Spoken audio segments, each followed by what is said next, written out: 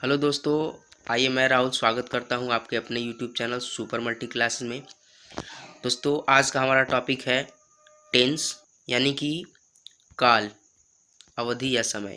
इस वीडियो में टेंस को जानेंगे कि कैसे हिंदी अनुवाद को इंग्लिश में ट्रांसलेट करते हैं। तो वीडियो को शुरू करने से पहले मेरा एक निवेदन है कि अगर हमारे नए व्यूअर हमारे चैनल पर पहली बार आए हैं, हमारे चैनल को सब्सक्राइब करें, लाइक करें और शेयर करें। साथ ही साथ बेल आइकन को भी दबाएं जिससे कि हमारी हर एक आने वाली वीडियो उन तक सबसे पहले पहुंचे। तो चलिए बिना देर किए वीडियो को शुरू करते हैं।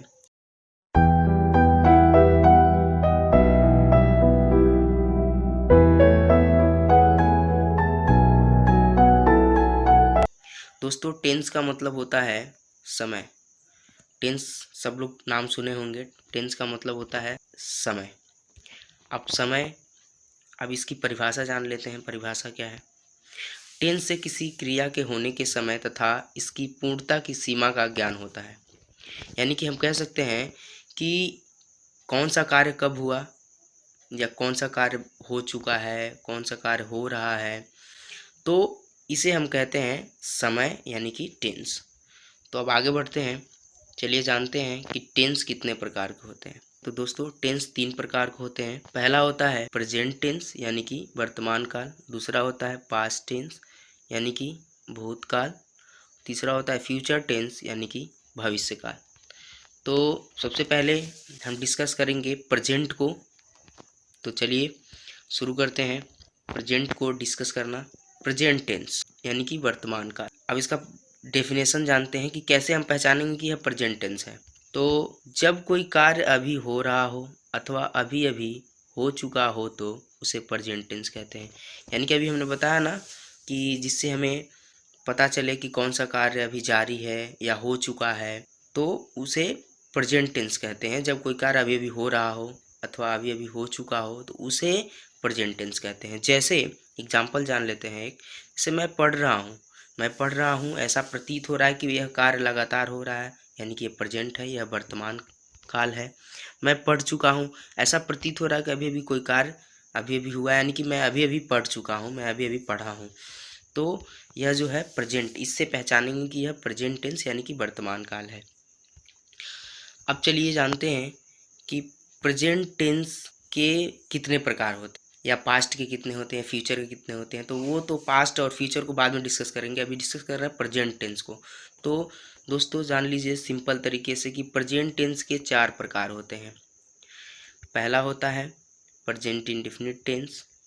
दूसरा होता है प्रेजेंट कंटिन्यूअस टेंस। तीसरा होता है प्रेजेंट परफेक्ट टेंस और चौथा होता है प्रेजेंट परफेक्ट कंटिन्यूअस टेंस। तो ये तो रहे 4। अब इन चारों के, अब जैसे प्रेजेंट इंडेफिनिट है तो उनके 4 होंगे, प्रेजेंट कंटिन्यूअस है तो उसके भी 4 होंगे। इन सभी टेंस के अफर्मेटिव, निगेटिव, इंट्रोगेटिव तथा इंट्रोगेटिव निगेटिव बनते हैं। यानी कि पहला अफर्मेटिव, उसके बाद निगेटिव, इंट्रोगेटिव, उसके बाद इंट्रोगेटिव निगेटिव। तो चलिए फ्रेंड्स अब डिस्कस करेंगे बारी बारी से। पहले अफर्मेटिव को, फिर निगेटिव को, फिर इंट्रोगेटिव को, फिर इंट्रोगेटिव निगेटिव को। अब आइए शुरू करते हैं प्रेजेंट इंडेफिनिट टेंस। सबसे पहले ये जानेंगे कि प्रेजेंट इंडेफिनिट टेंस किसे कहते हैं, कैसे पहचानेंगे कि यह प्रेजेंट इंडेफिनिट टेंस है। चलिए सबसे पहले पहचान जानते हैं। पहचान है कि जिस हिंदी वाक्य की क्रिया के अंत में ता है, ते हैं, ती है, ते हों, ता हों आता है उसे प्रेजेंट इंडेफिनिट टेंस कहते हैं। अब दोस्तों सबसे पहले हम पढ़ते हैं अफर्मेटिव सेंटेंसेस को, फिर निगेटिव, फिर इंट्रोगेटिव, फिर इंट्रोगेटिव निगेटिव। तो सबसे पहले अफर्मेटिव सेंटेंस को पढ़ते हैं। अब अफर्मेटिव सेंटेंस यानी कि साधारण वाक्य। अब देखिए, अब रूल जान लेते हैं कुछ कि सिंगुलर सब्जेक्ट यानी कि एक वचनकर्ता कौन कौन से हैं। जैसे ही, सी, इट, या किसी व्यक्ति का नाम हो, मोहन, सोहन, सीता, गीता, etc। उसी तरह से प्लूरल सब्जेक्ट यानी कि बहुवचनकर्ता, जैसे आई, वी, यू, दे, etc। अब फॉर्मूला जानते हैं कि इसे लगाते कैसे हैं। फॉर्मूला है यानी कि प्रारूप। सबसे पहले सब्जेक्ट लिखते हैं, उसका मेन वर्ब का फर्स्ट फॉर्म, उसमें SAIS plus subject plus other word. अब फ्रेंड्स हम जानते हैं कि यस और ES कब लगाते हैं। तो फ्रेंड्स जब वर्ब के लास्ट में जो वर्ड हो उसके लास्ट में ओ हो, डबल एस हो, एस एच हो, सी एच हो तो ई एस लगाएंगे, बाकी सबके साथ केवल एस लगाएंगे। वो भी सिंगुलर सब्जेक्ट रहे तभी एस या ई एस को लगाएंगे। जैसे कि हमने यहाँ पे बता दिया है कि सिंगुलर सब्जेक्ट यानी कि एक वचन करता क्या है और प्लूरल सब्जेक्ट बहुवचन करता क्या है। तो उसी के अनुसार ये फार्मूला नीचे मैंने दिया है। अब इसी फार्मूले के हिसाब से हम बनाएंगे। तो सबसे पहले चलिए एग्जाम्पल देखते हैं। पहला है वह दूध पीता है। तो हमने बताया कि जिस हिंदी वाक्य की क्रिया के अंत में ता है, ती है, ते है, तो यहाँ ता है आया है, तो यह प्रेजेंट इंडेफिनिट टेंस का वाक्य है। पहचान गए, यह साधारण वाक्य है क्योंकि ना ही बीच में नहीं शब्द आया है, ना ही शुरू में क्या शब्द आया है, यानी कि यह ना ही इंट्रोगेटिव है ना ही निगेटिव है, यह साधारण वाक्य है। तो इसको लगाएंगे कैसे? सबसे पहले हम फार्मूले के हिसाब से सब्जेक्ट लिखेंगे। तो सब्जेक्ट क्या है इसमें? वह की अंग्रेजी होती है ही। अब उसके बाद से मेन वर्ब लिखना है। मेन वर्ब का फर्स्ट फॉर्म उसमें एस या ई एस। चूँकि यह सब्जेक्ट जो है वह एक वचन है, वह एक वचन है, तो जो वर्ब लिखेंगे ड्रिंक, तो ड्रिंक में एस लगा देंगे क्योंकि लास्ट में के दिया हुआ है तो केवल एस लगाएंगे। और उसके बाद ऑब्जेक्ट लिखना है तो मिल्क। चलिए इसी तरह से नेक्स्ट एग्जांपल जानते हैं। तुम किताब पढ़ते हो। तो तुम जो है वह प्लूरल सब्जेक्ट है, इसलिए तुम की अंग्रेजी क्या लिखेंगे? यू लिखेंगे। तुम की अंग्रेजी यू होती है। तो जब प्लूरल सब्जेक्ट है तो वर्ब लिखना है। तो वर्ब जो है पढ़ते हो, तो लास्ट में ते हो आया है, यह प्रेजेंट इंडेफिनिट वाक्य है, पहचान गए। तो पढ़ते, पढ़ना जो है वह क्रिया है। तो चूँकि जो सब्जेक्ट है वह बहुवचन है, इसलिए जो रीड लिखेंगे उसमें यस या यस नहीं लगाएंगे। तो रीड वर्ब लिख दिए, मेन वर्ब का फर्स्ट फॉर्म रीड है ही है। उसके बाद ऑब्जेक्ट लिखना है तो ऑब्जेक्ट लिखना है तो ऑब्जेक्ट लिख दिए यहाँ पे बुक। अब चलिए निगेटिव जानते हैं। निगेटिव सेंटेंसेस यानी कि नकारात्मक वाक्य। तो अब सिंपल तरीके से जान लीजिए कि नकारात्मक वाक्य किसे कहते हैं। जिस हिंदी वाक्य के बीच में नहीं शब्द आता है उसे निगेटिव यानी कि नकारात्मक वाक्य कहते हैं। अब फॉर्मूला जान लीजिए। सिंपल फॉर्मूला है सब्जेक्ट प्लस डू या does plus not plus main verb का first form plus object plus other word. Friends इसमें थोड़ा सा चेंजिंग रूल है। एक वचन करता हो यानी कि सिंगुलर सब्जेक्ट हो तो डज लगाएंगे और प्लूरल सब्जेक्ट हो तो डू लगाएंगे। इसमें यस या यस नहीं लगाते हैं क्योंकि यह निगेटिव वाक्य है इसलिए। अब एग्जाम्पल जानते हैं। पहला है वह नहीं पढ़ता है।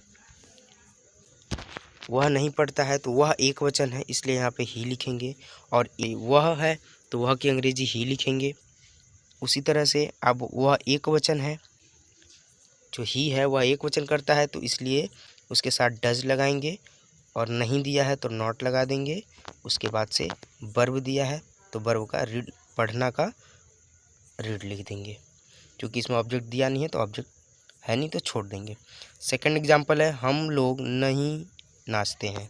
हम लोग नहीं नाचते हैं तो इसको लगाएंगे कैसे? हम लोग की अंग्रेजी वी लिखेंगे। उसके बाद से चूँकि हम लोग वी जो है वह प्लूरल सब्जेक्ट है इसलिए उसके साथ डू लगाएंगे। नहीं दिया है तो नॉट, क्योंकि निगेटिव है तो नॉट होगा ही, नॉट लगाएंगे। और उसके बाद मेन वर्ब लिखना है तो मेन वर्ब का फर्स्ट फॉर्म डांस का डांस लिख देंगे। इसमें भी ऑब्जेक्ट नहीं है तो छोड़ देंगे, ऑब्जेक्ट रहेगा तो लगा देंगे।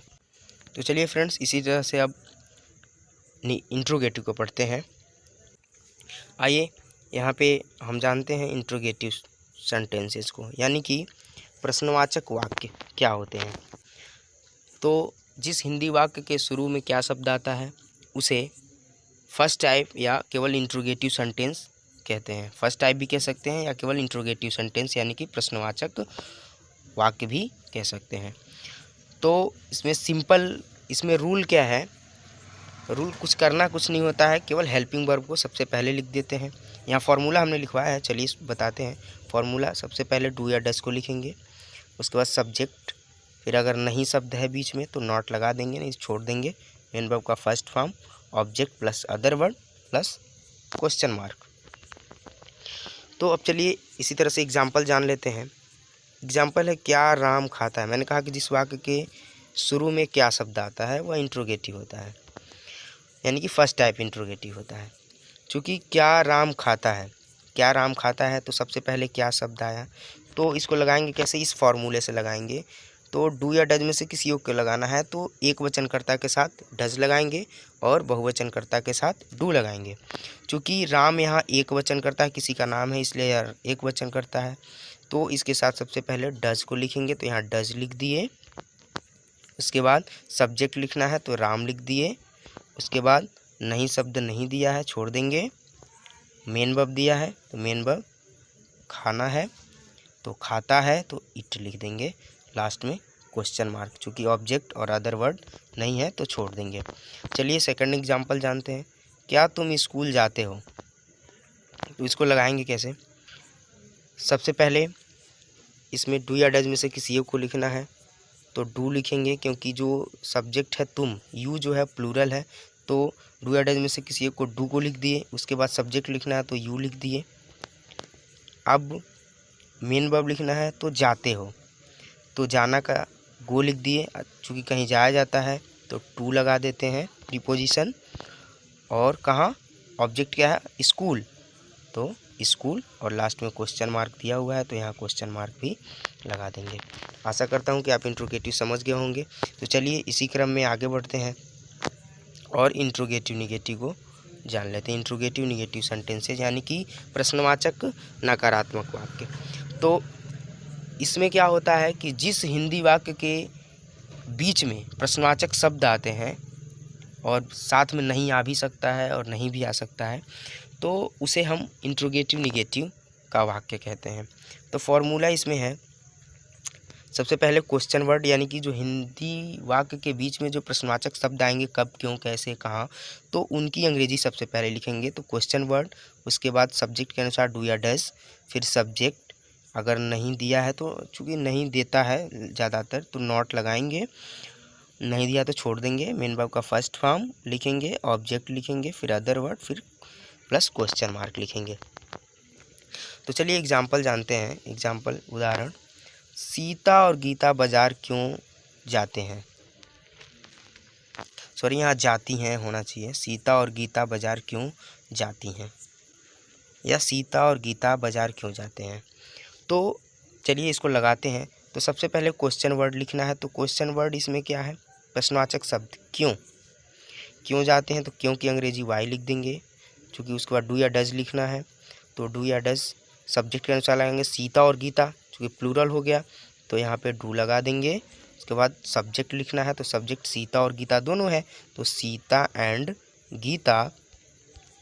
उसके बाद नहीं शब्द है नहीं तो छोड़ देंगे। मेन वर्ब का फर्स्ट फॉर्म लिखना है, मेन वर्ब का फर्स्ट फॉर्म, तो वर्ब इसमें है जाना, तो जाना का गो होगा। चूँकि मैंने बताया कि कहीं जाया जाता तो प्रीपोजिशन टू लगा दिया जाता है, तो टू लगा देंगे। और कहाँ बाजार, तो यहाँ मार्केट लिख देंगे, क्वेश्चन मार्क लगा देंगे। चलिए सेकंड एग्जांपल जानते हैं। सेकंड एग्जांपल है, तुम लोग सब्जियां कहाँ नहीं बेचते हो। तो सबसे पहले हमने बताया कि क्वेश्चन वर्ड को लिखना है, तो इसमें कहाँ क्वेश्चन वर्ड है, प्रश्नवाचक शब्द है, तो सबसे पहले कहाँ की अंग्रेजी लिखेंगे वेयर। हालांकि उसके बाद डू या डज में से किसी को लिखना है तो इसमें सब्जेक्ट के अनुसार लगाएंगे, तो तुम लोग प्लूरल सब्जेक्ट है तो वेयर लिखने के बाद डू लगा देंगे। सब्जेक्ट तुम लोग है तो यू लिख देंगे। उसके बाद नॉट लिखना है तो नॉट इसमें नहीं शब्द है तो नॉट लिख देंगे। उसके बाद से मेन वर्ब का फर्स्ट फॉर्म लिखना है, तो बेचना क्रिया है तो सेल लिख देंगे, सेल फर्स्ट फॉर्म में ही है। और क्या सब्जियां, तो सेल वेजिटेबल्स, ऑब्जेक्ट लिखना है तो वेजिटेबल्स लिख देंगे, लास्ट में क्वेश्चन मार्क लगा देंगे। तो आशा करता हूं कि हमारा ये वीडियो आपको पसंद आया होगा, आपको इस वीडियो से मदद मिली होगी। अगर आपको ये वीडियो अच्छा लगा हो तो लाइक करें, शेयर करें और सब्सक्राइब करना ना भूलें। तो चलिए मिलते हैं अगले वीडियो में, कॉन्टिन्यूअस को, प्रेजेंट कॉन्टिन्यूअस को डिस्कस करेंगे। तो चलिए तब तक के लिए नमस्कार, जय हिंद, जय भारत, वंदे मातरम।